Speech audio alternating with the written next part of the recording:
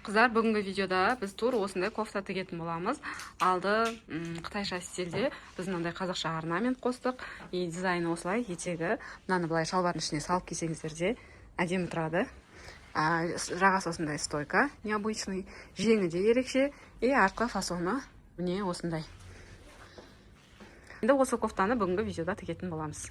Қыздар, қараңыздар, мына жердегі тұрған бүгінгі кофтаны и шалбарды бүгінгі видео сабақта тігетін боламыз. Қараңыздар, мына жерде бізде екі түрлі мата тұр, екеуі де лен. Мынаны шортиға арнап жатырмыз, мынаны үстіне как китайский стилдегі кофтаға арнап жатырмыз. И лекаланы құрастырып қойдық. Мына жерде лекалада кофтаның лекаласы тұр, көріп тұрғандарыңыздай. Мұнда бізде алдыңғы бөліктің бір жақ беті, мұнда екінші жақ беті, астына тігілетін әдіптері и артқы бой ортасы тұтас пішіледі, және де жағасы мен артқы бойдың әдібі тұр мына жерде. Енді осының полный жиектерін былай айналдыра қырқып алатын боламыз, сосын матадан пішеміз. Мына жерде бізде лекалада артқы бөлікті осылай матаны бүктеп пішіп алдық. Ортасы тұтас болады, мынандай ешқандай кесілмейді. Енді екінші алдыңғы жақтың бір жақ бөлігін осылайынан тура осы лекаланы осылайынан қойып пішіп аламыз. Мына біреу ғана пішеміз, бұл бір жақ беті, өйткені бізде обманка болады. Потом екінші жағын, одан кейін астыңғы жақтан пішеміз, мына жақтан шықпайды. Мына жерде қыздар, бір нәрсені мен всегда ұмытып кетемін, осындай лекалалар кішкене асимметрия болған кезде ше, мынандай қандай тұр, соның қасына қойып пішіп кетсеңіздер, мата эконом болады да. Мен қазір мынаны қоймадым, сол үшін астыңғы жақтан пішем. Мен всегда қалдырып кете беретін ошибкам осындай енді. Мынаны сіздер ұмытып кетпесін деп специально түсіріп жатырмын да. Мынаны пішкен кезде алдыңғы жағына мынаны қойып, осыны қырқып, одан кейін істесеңіздер, мына жердегі маталарыңыз бос қалмайды. Қыздар, бізде қазір кофтаның артқы бөлігін пішіп қойдық. Ортасы тұтас, бүктеме болып пішіледі. Мына жерде лекалада бір жақ беті, потом соған қарама қарсы жақ бетте екі бет болады. Яғни асимметрия етіп пішеміз лекалада. И одан кейін мына жерде жаға тұр, екі дана еттік, жағаны дублерін жасап алдық. Екеуінде.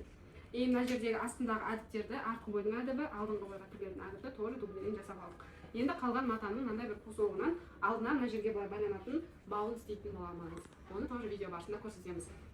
Дәл осы кофтаның лекаласын PDF форматта бір размерін 1000 теңгеге ала аласыздар. 42-ден бастап 56 размерге дейін барлық лекаланы 3000 теңгеге ала аласыздар. Лекаланы алу үшін төмендегі номерге жазыңыз.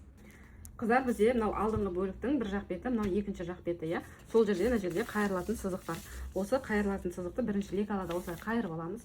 Одан кейін мынау біздің матамыздың астар жақ бетіне қоямыз, теріс жақ бетіне қойып, тура осылай қойып, тура мына сызықпен қайырып үтіктеп аламыз. Былай қарай. Соңына дейін мына жақтың бәрін осылай қайырып үтіктеп аламыз. Түгел. Одан кейін барып, мына тұрған аралықты былайынан қайырып, тағы бір былай бір үтіктеп аламыз. Міне мына секілді. Біз былай қайырдық, и сосын былай үтіктеп алдық. Енді осы жерде біздің мынау астар бөлігіміз бар. Мына жерде біздің астар бөлігіміз мына жақта ішкі жақ бетінде тұруы қажет. Ол тігілген кезде мынау теріс жақ бетінде тігіледі ғой. Бір тексеріп алсаңыздар, былай тексеріп алсаңыздар болады. Лекала дұрыс тұрма жоқ па деп. Потому что мынау асимметрия болған кезде кішкене андай дұрыс келетін ба жоқ па деген сияқты ойлауларыңыз мүмкін да. Мынау біздің бір жағымыз, мынау тұрған теріс жақ осылай қойылған кезде жағалары бір-біріне осылай қарама-қарсы бағытта келу керек былай. Мына осылай қойып тұрмыз, иә. Мынау былай тігілуі қажет. Сол тігілу үшін бірінші мына жердегі өңдеп тігіп алуымыз қажет мына жерді. Оны өңдеу үшін жаңағы қайырып жасап алған жерімізге мынаны былай алып келеміз да. Оң беті келіп тұр. Осылай қоямыз да. Мына жерді сызық сызып аламыз, қай жерден тігіледі. Осы жердегі деталь мына жерге тігілуі қажет. Мына тұрған аралыққа осы тігілуі қажет мына жерге. Бір өшіріңізші. Ал енді мына жерде біз сызықты қалай сызып аламыз? Тура мынау тұрған детальді аламыз да, мына секілді етіп оң бетіне қойып аламыз. Былайынан. Сосын мына жердегі біздің мына сызыққа тігілу қажет қой. Тура ортадағы қайырылған сызықты былай қарай бүктейміз. Қай жерге келіп тұр, сол аралықты сызамыз. Жоғарғы жағы мына жерге, мына жерге келіп тұр. Енді мына аралыққа біздің мына сызығымыз тігілу қажет. Оны қалай жасаймыз? Сызып алғаннан кейін мынаны ашып тұрамыз да, мынаны бері қарай тартамыз да. Шеті бізде мына жерден басталған, мына шеттен. Тура осыны осылай алып келіп, инемен қыстырып аламыз да, мына сызықты тігіп аламыз. Міне осылай инемен қыстырайық. Тік тастамай тұрып, бір тексеріп көріңіздер. Міне осылай тұр. Енді оны былай қарай қайырып қойсақ, осылай келіп тұр ма, астар жақ бетіне, дұрыс келіп тұр ма? Дұрыс келіп тұр. Енді спокойно мына жерді тіге беруге болады. Енді мынаны тікпес бұрын мына жерді бірінші оверлок жасап аламыз. Кейін что былай қарай қайырылған кезде мына жағымыз полный оверлок болып тұру үшін. Бірінші осыны тігіп алғаннан кейін дальше жалғастырамыз. Міне біз қазір алдыңғы жағын осылай полный үтіктеп алдық. Мынау жоғарғы жақтағы бөлікті осылайынан тігіп алдық. Мынау тұрған артық бөлікті мына жерді кесіп тастаймыз. Міне мына жерді кесіп алдық. Енді осыны былай қарай қайырамыз. Үтіктеп алдық жақсылап. Міне дұрыс тұр астыңғы жағында. Не қыздар, қазір мына жақты осылайынан тігіп үтіктеп алғаннан кейін мынаны қоспай тұрып бірінші қоспай тұрып бірінші иық тігісін тігіп аламыз. Мына жерді мына жерді сосын оверлоктап аламыз. Ал мынау алдыңғы жағындағы әдіпті мынаны біз қойып алдық қой. Сосын лекаламызды әкелеміз да, лекалада мына жерде белгі бар. Мойын ойыншысына дейін. Осы жердегі белгіні қоямыз да, сол аралыққа 1-2 сантиметрдей деген сияқты жеткізбей, мына әдіпті полный тігіп аламыз. Мына жағын осылай полный айналдыра, мына жерге дейін тігіп аламыз. Белгіге 1-2 сантиметр жеткізбей қоя тұрамыз. Себебі қазір мына жаққа иықтарын тігіп болғасын, жағаны тігіп алып, одан кейін барып әдіп тігеміз. Міне алдыңғы бөлігін тігіп алдық. Енді алдыңғы бөліктің мынау бұрышын осылай қырқып тастасақ болады. Қырықпай алдындағы мен көрсететін әдіспен қайырсаңыздар да болады. Енді мынау жоғарғы жақтағында осындай майысып тұрған жерлерін бәрін тігіске 0,2-0,3 мм жеткізбей түгел осылай қайырып шығамыз. Сосын барып оң бетіне былай қарай аударып жақсылап үтіктеп аламыз. Мына бұрышын әдемілеп шығаруымыз қажет. Осыны былай 4 бұрыш қылып аударсаңыздар да болады. Енді әдемілеп мынаны үтіктеп аламыз. Бұл бір деталь. Мойын жағамыз бар ғой, жағаны да шеттерін осылай жіңішке кесіп, былай 3 бұрыш қылып кесіп тастасаңыздар да болады, әдемі жату үшін. Немесе осылай барлығын қырқып шықсаңыздар да болады. Түгел осылай қайырып, бұны да үтіктеп аламыз. Міне мына жерде иығын тігіп алдық. Иықты тігіп алғаннан кейін жағаны тігуіміз керек. Жағаны үтіктедік. Мен осылай мына жақ бетіне кішкене 0,1 мм қысқартып үтіктедім да, мына беті сонда білінбей тұрады. Осы кейін мынау теріс жақ, оң жақ бетіне келу қажет. Мынау тігісі бар ғой, сол жаққа келу қажет. Осылай тұру керек. Енді қазір бүктейміз да. Бүктейміз. Мынаның тура ортасын, мына жердегі ортасына келтіреміз. Сөйтіп инемен қыстырып аламыз. Осыдан былай қарай ине қыстырып шығамыз. Мынау қайырылған жерге дейін. Мына. Осылай сразу шетін қыстырып алсаңыздар да болады. Былай өлшеп. Мына қазір бұны қыстыратын боламыз. Екінші жақ, мына жақ бетте бізде белгі қойылған. Осы белгі қойылған жерге дейін осылай өлшеп аламыз да. Бұны да инемен қыстырып шығамыз осылай. Сосын тура осы қыстырылған аралықты 1 см арақашықтықта тігіп аламыз. Камсамида. Қыздар қараңыздар, осындай қытайша ма, корейский ма, я не знаю, но бірақ осылай болып тұратын әдемі жазға кофта жасағалы жатырмыз. Если футболкадан жалып кетсеңіздер, осындай необычный кофта тіксеңіздер болады. Енді бізде бір мынандай нәрсе болып тұр. Мына жерге қазір кәрше бүйтіп қоятын істейін деп тұр. Қытайша ма енді. Оны соның үстіңгі жағынан арақ ойлап тұр. Қазақша қошқармен ұстап қойсақ, ең аяғына қошқармен ұстап қойсақ деп. Соны пока білмей тұрмыз. Мына жерге түйрегеннен кейін, может джинсидан ба, контрастный түстен, или өзінен жасап қоямыз ба, соны білмей тұрмын. Қалай білесіздер қалай шығады деп.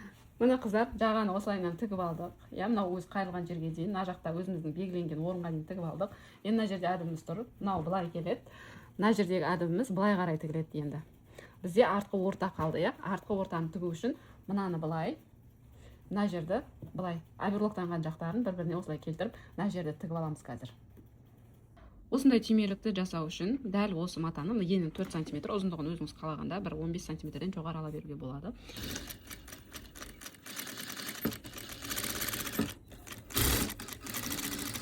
Сосын жиегін осылай артығын кесіп тастаймыз. Мынандай жуалдызбен оң бетке аударатын боламыз. 4 қабаттап тігілген. Қазір осының ортасынан жіптен өткізіп аламыз. Так. Енді жуалдыздың теріс жақ бетін былай қарай қарап өткіземіз. Ең басын аударған кезде осы жерге қолымызбен бүйтіп көмек беріп жібереміз. Сосын ішіне қарай аударамыз. Мынандай шетінен ұстап тұрып бүйтіп тартсаңыздар өтеді. Өтпей қалғанша.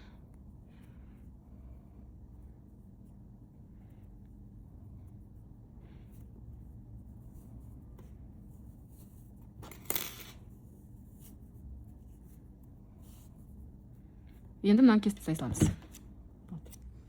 Міне мына жерде екеуін қосып тігіп алдық. Енді тура мынау тұрған жерден, және мына ортада біз қайырып үтіктедік қой былай. Сол қайырылған жерді былай ұстап тұрамыз да, мына аралықты 1 см арақашықтықтан тігіп шығамыз. Мына жерді осылай тіккен кезде, мына сызық қай жерден өтті, тура сол сызық бойымен өтіп тігіп шығамыз осылайынан. Енді мына қараңыздар, мына жерді полностью инемен қыстырып алдық. Тура мына сызықпен артындағы тұрған тігістің бойымен полностью шетіне дейін тігіп шығамыз. Біз қазір осындай оюды мына матадан жасайтын боламыз. Матадан какой-то кусок кесіп алдық, мынандай и дублерин жасап алдық. Енді мына оюды просто қолмен сыза салдым. Қазір осыны мына жаққа копировка жасап түсіретін боламын. Осы ою ұнады. Енді қазір мына жаққа қойып, жиегін айналдыра сызып, 2 дана етіп кесіп аламын. Міне мынандай оюды осылай сызып алдық, былай қойып шет-шетіне. Енді осындай қылып айналдыра қырқып аламыз. Қыздар, қазір мынау сияқты ілгек жасайтын боламыз. Бетіне осындай оюмен бастырсақ деп тұрмыз. Болмаса сіздер кейін мынаны просто астың жағынан былай қайырып бастырып тік тастасаңыздар болады. Екеуінде үстіңгі жағынан былай. Енді біз қазір қалай жасаймыз? Мына жердегі тұрған кішкентай бауды осындай ilmek жасайтынға бір жағын қойып қоямыз. Екіншісі где-то бір 25 сантиметрдің көлемінде осындай бауды аламыз. Ұзындау етіп қалдырамыз былай. Осылайынан бүктейміз. Екіншісін алдыңғы жағына осылай бүктеп аламыз. Мынау артынан келгенді мұнда, сосын мынаны іштен өткіземіз. Көрініп тұр ма? И былай мынаны іштен өткіземіз. И мына жаққа қайтадан өткіземіз. Мынаны тартамыз. Сосын мынаны тартамыз. Сонда бізде осындай әдемі түйін пайда болады. Енді осыны мұнда қоямыз. Oldu mu? Міне қыздар, ашып өтіктеп алдық мына жақтарды, ішкі жақ бетінде мынандай болып тұр. Енді кейін өңдеген кезде мына жерге кнопка қадайтын боламыз, мынандай. Сосын мына жерге біз мынандай бау жасаймыз. Мынандай бауды мына жерге, осы жерге осылай жасайтын боламыз. И мына жерге тоже кнопка немесе мынаны просто закрепкамен тік тастайтын боламыз. Оны қазір соңында қарай көреміз. Енді екі жеңіне оверлок салып алдық. Енді арғы бетіне аударып, екі жан тігісін тігетін боламыз. И мына жердегі иықта тігісін тура осы тұрған күйі үстіңгі жағынан былай закрепка беріп басып тастай салыңыздар. И мына жақта тоже солай. Немесе мына жердегі тұрған астарлықты осылай қайырып, мына жерден былай бекітіп қойсаңыздар болады. Енді мына шетін осылай иықтан ұстап қайырамыз да, тура қолтық астынан бастап, астына дейін соңына дейін тігіп аламыз. Мынаны былай оверлокпен, екінші жақ шетін тоже солай оверлокпен тігіп аламыз. И түзу тігіспен тоже. Мына жан тігісін тігіп, оверлок жасап үтіктеп алдық. Енді мынаның қолтық жең аузы дейміз ғой, осыны осылай 1 сантиметрден қайырып, бастырып тігіп жасаламыз. Астыңғы жағында тура осылай 1 сантиметр ғана қайырып, осылайынан бастырып тігеміз. Екінші жеңді де дәл солай. Енді мынау етек жағына келетін болсақ, тура мынау қалай тұр, осы жерге келтіреміз да, 1 сантиметр ара қашықтықтан мынаны тігіп аламыз. И мына етекті полный оверлок жасаймыз. Мынандай артық болып тұрған жерлерін кесіп тастаймыз. Етектің. Полный мына жаққа оверлок жасап аламыз.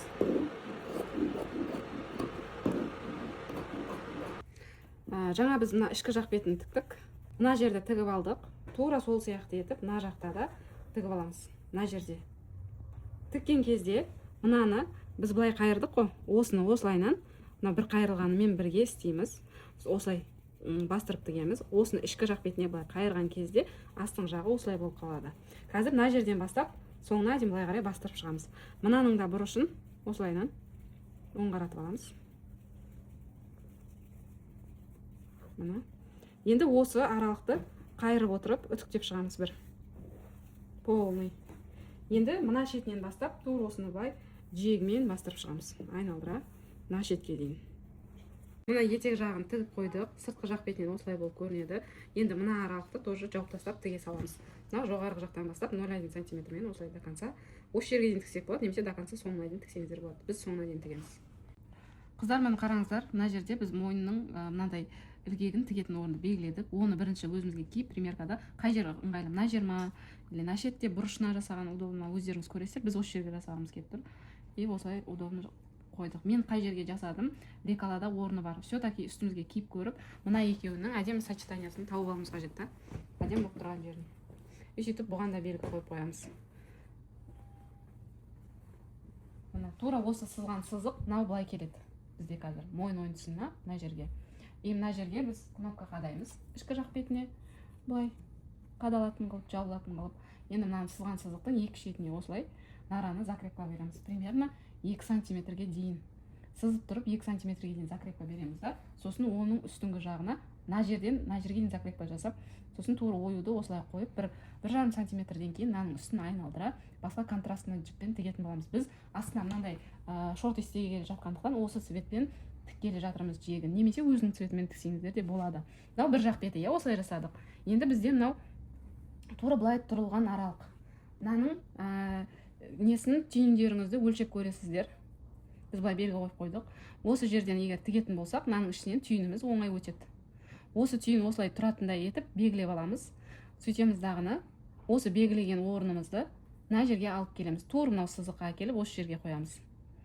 Содан ары қарай тоже 2 см былай, 2 см былай мынаны бастырып тігеміз. Сосын оның үстіне тоже мына жақтағы секілді 1,5 см-ден кейін былай оюды қойып, оюды бастырып тігетін боламыз. Ал артық болып тұрған мына жақтағы бауды тігіп алғаннан кейін барып кесіп тастаймыз. Міне қазір мына жерге 2,5 деп белгіледік. Осы жерге дейін тігілу қажет, артығын кесіп тастайтын боламыз. Мына жерден бастап былай тігіп келеміз да, закрепка беріп, мына жаққа келеміз, тоже закрепка. Мына жерде закрепка болады. Мына жақта да 2,5 см белгілеп қойдық.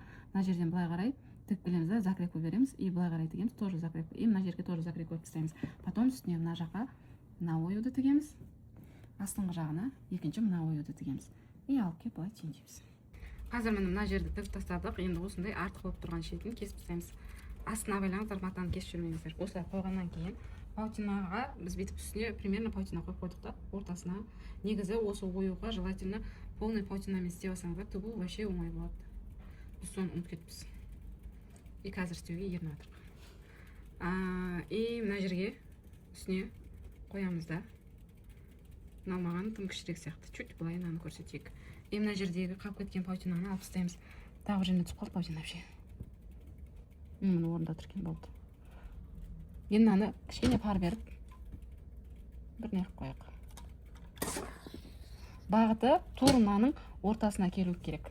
Паутинамен істесеңіздер, еще бір шеті мынандай болып сетінегендері шықпайды, қатты. Бір пайдасы, артықшылығы паутинаның осындай пайдалары бар. Ал енді біз қазір осылай қойып кішкене өзімізге удобство істеп жатырмық та. Мына жер жабысып қалды, мына жер жабысып қалды. Енді осыны айналдыра тіге саламыз. Екінші жақ бетіне де мына жақты дәл солай істеп алайын деп жатырмыз. Мына ішінде паутинамыз тұр. Мына екі кішкентай паутинамыз тұр. Осылай қойып жабыстырғалы тұрмыз.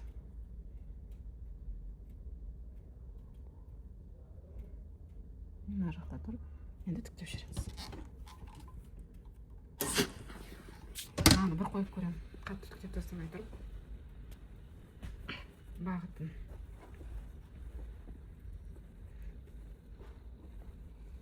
Мына жерге келіп, түйнектеледі. И қалай тұрады.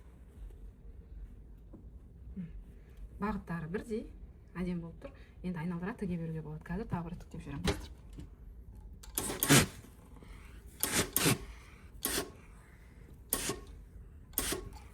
Оюды тіккен кезде, мына осылай біз контрастный түспен тігіп жатырмыз. Негізі мынандай жасыл жіп қой.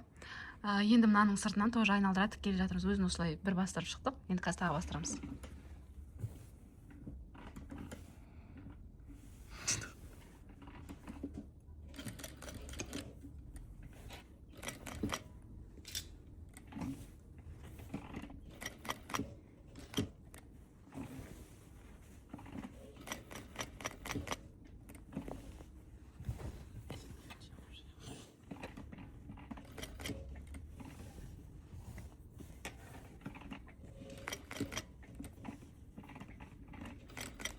Осындай әдемі корейский ма, китайский ма стилдегі кофта.